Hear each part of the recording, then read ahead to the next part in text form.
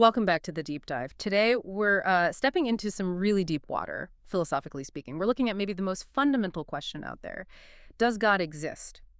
And through a really interesting lens. Yeah, it's fascinating stuff. Our source today is quite unique. It's from Refuting the Atheist Physicians, Yeah. Proof of God's Existence. Yeah. And it details this, well, amazing conversation between Imam Ja'far al-As-Sadiq and an atheist physician from India. It's really a masterclass in logic. Okay, so let's dive in. Our goal here isn't to preach, obviously, but to explore these arguments. We want to lay out the logic, the observations for you, our listener. Yeah. We'll follow this physician's journey, right, from total skeptic to believer, and see what it tells us about, observation, maybe intuition, reality itself. So the physician, he comes out swinging, doesn't he? Very direct about what he thinks is real. Oh, absolutely. Very clear. His whole view is built on, well, what he can observe directly. Right. He says the universe has just always been here, and existence. You can only know it through the five senses. That's it. Any belief in God or Allah, as he discusses, is just, tradition. Handed down, no real proof. He actually says something like, Yeah, he says, and I'm quoting loosely here from the text, how do we know things? Through the senses, eyes see, ears hear, and so on. But I've never sensed Allah with any of these, so I can't believe. Pretty straightforward empiricism. Right. If you can't measure it, it doesn't count. Which is a common view even today, isn't it? So how does the Imam even start to tackle that? Well, interestingly, he doesn't try to offer sensory proof. He pivots completely. He suggests God's existence is actually proven by something inside us. An inherent instinct is the phrase used. Something everyone has, believer or even a committed atheist. It's like a built-in knowing. An inherent instinct. Yeah. Wow, that's a big shift from just looking outside ourselves. So if it's an instinct, what kind of being does this instinct point to? How does he define this God that can't be sensed? That's the key part. He explains that Allah isn't murakkab, meaning compound made of parts, complex in a material way. Anything we perceive with our senses, anything with shape and color, he argues, is by definition created. It changes, it decays. So if you can sense it, if it has those material qualities, it cannot be Allah. Okay, so God is outside that whole system of creation and decay. Exactly. God isn't perceivable by the senses precisely because he isn't a created thing. He doesn't change or fall apart like the material world does. And this really makes you wonder, doesn't it? Are senses the only way to know things, or are they just tuned to the material world? But the Imam doesn't just keep it abstract, right? He uses a concrete example, something about a fruit. Yes, the Halila fruit, myrobalan fruit, he brings it right into the conversation. It's this tangible thing they can both look at. He uses it to break down the physician's materialism. First, he points out the fruit is Hadith. Hadith. Meaning it came into existence, it wasn't always there, and it won't last forever, it will perish. That fact alone, that it begins and ends, it implies it must have a cause, a creator. Right. Unlike the eternal universe the physician started with, this fruit has a definite beginning and end. Precisely. Then the Imam tackles self-creation. He says, look, this fruit couldn't have made itself. Think about it. Could it create itself after it already existed? That's absurd, like making something you already have. Tasiliya hazil, the text calls it. Or could it create itself before it existed? Well, no, because something that doesn't exist can't do anything, let alone create. That's a neat logical trap. You can't make yourself before or after you exist. Exactly. And he puts this further. He asks the physician, could that tiny seed possibly contain all the complexity we see? The roots, the bark, the leaves, tons of fruit later on. And the physician has to admit, no, that seems impossible. So it points to creation from something beyond the seed itself, from non-existence in a way. That's powerful. Moving from the impossibility of self-creation to the sheer complexity emerging from something simple. And the design. He highlights the fruit's specific color, size, taste, the hard shell protecting the soft kernel, the layers, the skin, even the roots bringing water, the leaves providing shade, but not too much shade. He notes that the best judge, Allah, designed it so leaves don't totally cover the seed because it needs air and cold to become strong and ripen properly. Wow, so much detail and purpose in one small fruit. Right. And this intricate design, this perfect intelligence, he argues, couldn't just arise randomly from nothing. It points to a wise creator. So the fruit isn't just a thing. It's like a miniature lesson in independent existence and intelligent design. Okay, so the Halila fruit is the microcosm. How does the Imam scale this up to the whole universe? He basically says, look around. The fruit is just one tiny example. The whole universe shows this same harmony, this interconnectedness, this argument from design, but on a massive scale. Think about the heavens. The sky just stays up there. Yeah. No visible pillars. And the planets, the sun, the moon, and their movements are incredibly regular. Rotation, revolution. It's been the same for centuries. Their distances don't randomly change. Astronomers can predict sunrise, sunset, eclipses. But that precision isn't something humans made happen. It's a pre-existing order. Yeah, that timeless precision is staggering when you think about it. It's not chaotic at all. Not at all. Then he looks at things on Earth, like wind. Sometimes as a destructive whirlwind ripping up trees, other times a gentle breeze. It blows fiercely here but not there. If wind just acted on its own, wouldn't it be constant or totally random everywhere? The fact that it starts, stops, and varies suggests something controlling it, moving it, or stopping it deliberately. Okay, I see the pattern. Same logic for earthquakes. Exactly. The Earth is huge, solid. Yet one part might shake violently, while another nearby stays perfectly still. If it were just the Earth itself shaking, you'd expect the whole thing, or at least connected parts, to move together. This selectivity implies a controller choosing where to shake. And clouds and rain, too, I think you mentioned. Yes, clouds float overhead like smoke, but carrying huge amounts of water. They drift through trees without crashing, and the rain comes down proportionally. Sometimes drops, sometimes torrents, just enough to revive dry land, usually. Imagine if clouds were just mindless bags of water. They dump everything at once. Floods, destruction, nothing left for elsewhere. It would be chaos. Total chaos. Right, so this isn't just order, it's like calibrated order, functional design. It really forces you to ask about the intelligence behind it. Precisely. It moves beyond just noticing patterns to considering purpose and control. And this leads to his argument against multiple gods. If you had, say, 2 or 3 creators, wouldn't they disagree eventually? Wouldn't their differing wills lead to conflict, disorder, maybe planet setting when they should rise, or total cosmic confusion? The fact that everything works together, this unity of design across the entire universe, strongly suggests a single unified intelligence, one eternal creator. That unity argument is compelling. It's not just designed, but designed with one mind, one plan. Yeah. Okay, so the physicians started fixated on the senses, but then the Imam shifts to the mind itself. How does that work? Yeah, this is a really crucial turn in the conversation. He shows how the mind actually operates beyond the limits of the senses. He points out what happens when senses fail. If someone goes blind or deaf, the mind can still function, right? It still regulates the respective functions, guides actions, makes decisions. It compensates. Okay, so the mind isn't just passively receiving data, it's actively managing, even when the inputs are cut off. Exactly. Then he uses instincts. Think of a newborn baby crying for milk, instinctively knowing what it needs. Or birds. Birds of prey feed meat. Grain eaters feed grain. They just know. Water birds swim naturally. Land birds drown. Where does this knowledge come from? It's not learned through senses right at birth.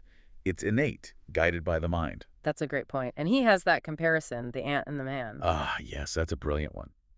An ant, he says, that has never seen water before will start trying to swim if you toss it in. It has this instinct. But a strong, clever man who hasn't learned to swim, he sinks. If senses were everything, wouldn't the man's superior senses save him? But the ant's innate mind-based instinct does. Wow, that really highlights the power of something beyond just sensory processing, an internal knowing. Definitely. And then the killer example, dreams. In dreams, we experience things vividly, don't we? Tastes, emotions, laughing, crying, traveling to places we know or don't know, seeing people who've passed away. During all this, our senses are basically dormant. Asleep, he says, like one dead. Yet the mind is perceiving, feeling, remembering. And he mentioned something about physical effects, too. Yeah, he points out that feelings like carnal appetite in a dream can even leave physical traces when you wake up. This refutes the idea that dreams are just illusions, unsubstantial like a surab, like a mirage. They have real effects, driven by the mind alone. So what's the takeaway here? The mind is, what, king of the body, more than just a processor? Pretty much. The Imam calls the mind the treasure house of wisdom, the king and prime administrator of the senses. It's endowed with reason by Allah, serving as his hujjat, or proof. It operates, remembers, perceives, even when the senses are completely shut down. It strongly suggests that consciousness, reason, perception, they aren't solely dependent on the physical senses. There's something more going on. Okay, so if the mind has these inherent capabilities, what about complex human knowledge? Things like science, astronomy, medicine. How do we figure all that out just through our senses? Exactly the question the Imam raises. He uses astronomy as a prime example. Think about the incredibly precise knowledge ancient astronomers had. The movements of the sun, moon, stars, complex calculations, even predicting how planetary positions might correlate with events like births. How could someone figure all that out just by looking? You can't climb up to the sky. You can't visit every star and planet. Some take decades to orbit. You can't see the ones under the Earth. To get such detailed universal knowledge, it seems impossible through senses and travel alone. So where did that first astronomer get the info? The Imam argues that the first wise man who developed astronomy must have been taught by a heavenly teacher, someone who existed before the stars, someone who set up the rules they follow, ultimately the creator. It implies that this kind of foundational knowledge might be, in part, revealed, not just discovered piece by piece. Who taught the first teacher? That's the question that points upwards. That's mind-bending, suggesting divine inspiration or revelation as the root of a science like astronomy. What about medicine? Same logic, a different field. Think about traditional medicine, the knowledge of plants. Knowing which plants have which properties, where they grow, some in the Far East, some far west, which part to use, root, bark, leaf, oil, the exact amounts needed in mixtures. And knowing you need animal parts too, gallbladder, stones, things like that. Could one person discover all that by trial and error?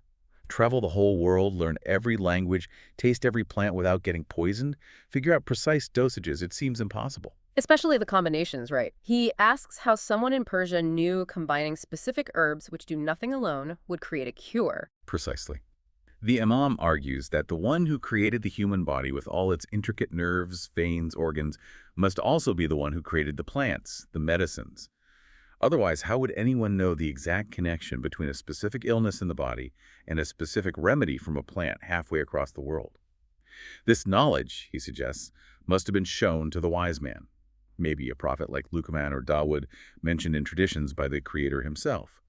The Creator planted the garden of the world and knows every single plant, its properties, and how it interacts with the bodies he also created. It really reframes how we think about the origins of knowledge, doesn't it?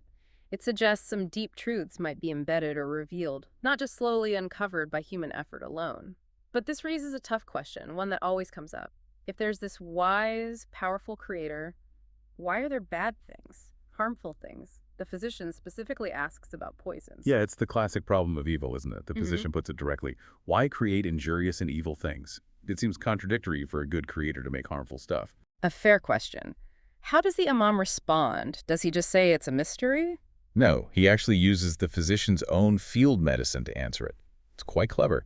He essentially argues that things aren't inherently evil in the way we might think. Their harm or benefit depends on context and purpose within the larger system.